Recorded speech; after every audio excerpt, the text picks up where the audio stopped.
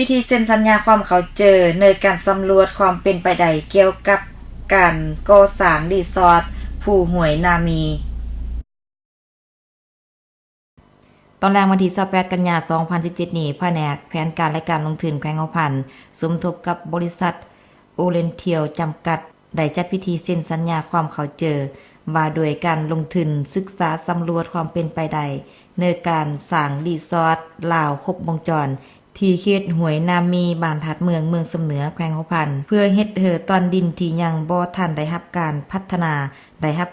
าที่ถูกต้องตามหาทาแห่งของแขวงที่ได้กำหนดไว้ในแผนพัฒนาเศรษฐกิจสังคมของแขวงหัวพันเป็นต้นแม่นแขนงท่องเที่ยวเพื่อสร้างเป็นแหล่งท่องเที่ยวเป็นบ่อนรับแขกต่างดาวท่าวต่างเมืองที่มาเยี่ยมยามและท่องเที่ยวแขวงหัวพันนับมือหลายขึ้นเรื่อยๆเข้าร่วมพิธีมีท่านศรีวิไลพิมพ์วงศ์รองประธานสภาประชาชนแขวงหัวพันและท่านคำสิงห์ลาดดาวงศ์หัวหน้าแผนกแถลงข่าววัฒนธรรมและท่องเที่ยวแขวงท่านคอนทองมณีวรรองหัวหน้าแผนกแผนการและการลงทุนแขวงหัวพันมีรองเจ้าเมืองสำเหนือผู้อำนวยการบริษัทและภาคส่วนที่เกี่ยวข้องจากแผนกการกรมกองเข้าร่วมเป็นสักขีพยานนำ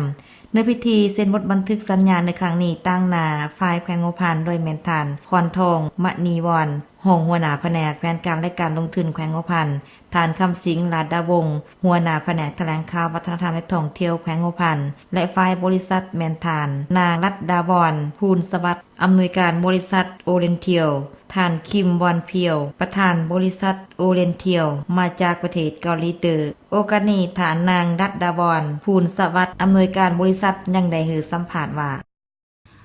โครงการของพวกเฮานี่ตอนนี้อยู่แข่งหัวพันนี่มีอยู่3โครงการเนาะโครงการที่1แม่นเขื่อนน้ำซ้ำซี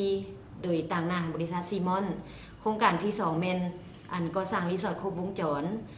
รีสอร์ทของเฮานี่ในนั้นจะรวมโรงแรมระดับ5ดาวเนาะโรงแรมระดับ5ดาวสถานบันเทิงเนาะสถานที่ท่องเที่ยวแล้วก็เฮ็ดเป็นสกายเฮาส์เป็นจุดชมวิวเพราะว่าในแขวงหัวพันเฮานี่มีสถานที่ท่องเที่ยวหลายๆบ่ว่าจะเป็นถ้ำน้ำตกสถานที่ท่องเที่ยวธรรมชาติยังสวยงามหลายเนาะตัวนี้เพื่อว่าเฮาสั่งตัวนี้ขึ้นมาเพื่ออยากดึงดูดนักท่องเที่ยวจากต่างประเทศหรือว่าทั้งภายในและต่างประเทศเลยเนาะเข้ามาเที่ยวแขวงหัวพันให้หลายขึ้นเฮามาเบิ่งแล้วแขวงหัวพันยังมีจุดดีหลายเรื่องธรรมชาติเพราะว่าแขกต่างประเทศเพิ่นจะมักธรรมชาติแนวนี้เนาะในนี่แม่นเฮามาสังเกตเบิ่งแล้วเห็นว่าเป็นโรงแรมบ่หรือว่าคอนเวนชั่นฮอลล์สถานที่จัดการประชุมที่ใหญ่หรือว่าสถานที่แต่งงานเนาะหรือว่าเป็นห้องประชุมเป็นบ่อนสถานที่พักผ่อนในเขตสำเหนือเฮาของเฮานี่ยังบ่มีหลายเทื่อลักษณะและจิตใจของพวกเฮาแม่นอยากมาพัฒนาเพื่อดึงดูดให้นักท่องเที่ยวเข้ามาหลายละ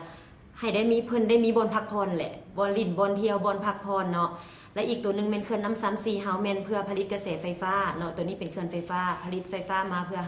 รับใช้ประชาชนในแขวงหัวพันเนาะและบางที่เฮาก็อาจจะส่งออกเวียดนามแล้วตัวน้ำซ้ำ CA แม่นเฮาจะเฮ็ดส่งรับใช้ประชาชนในแขวงหัวพันนี่เนาะให้แขวงหัวพันนี่เจริญเทียบเท่ากับแขวงอื่นและอีกตัวนึงแม่นบริษัทที่ปรึกษาไข่มุกตะวันออกของเฮาแม่นเฮ็ดตอนนี้ร่วมมือกับกระทรวงปกสในเนื้อที่ดิน 1,200 เฮกตาร์เฮ็ดเกี่ยวกับรีสอร์ทครบวงจรในนั้นจะรวมโรงแรมห้องหมอโรงเรียนช้อปปิ้งมอลล์สถานที่ถ่ายทำหนังกิจกรรมต่างๆทุกอย่างเนาะเฮาจะเฮ็ดในหันเพื่อว่าดึงดูดนักท่องเที่ยวมาลงหันแล้วเฮาก็ดึงนักท่องเที่ยวมาซ้ำเหนือตืมให้เพิ่นได้มีบ่อนท่องเที่ยวหลายขึ้นในเมืองซ้ำเหนือนี่อยากให้มาเที่ยวกันหลายๆเด้อเพราะว่าอากาศก็ดีสถานที่ท่องเที่ยวกันยังหลายและอีกอย่างนึงเป็นประเภทเป็นน้ำตกอีหยังบ่เฮากันยังหลายเนาะอยากให้มาเบิ่งเนาะว่าเป็นจังได๋ล่ะให้เชื่อมั่นว่าบริษัทเฮาจะพัฒนาแขวงหัวพันให้เป็นอีกแขวงนึงที่ว่าเจริญรุ่งเรืองและให้ประชาชนมีชีวิตการเป็นอยู่ที่ดีขึ้นเนาะขอบใจเจ้า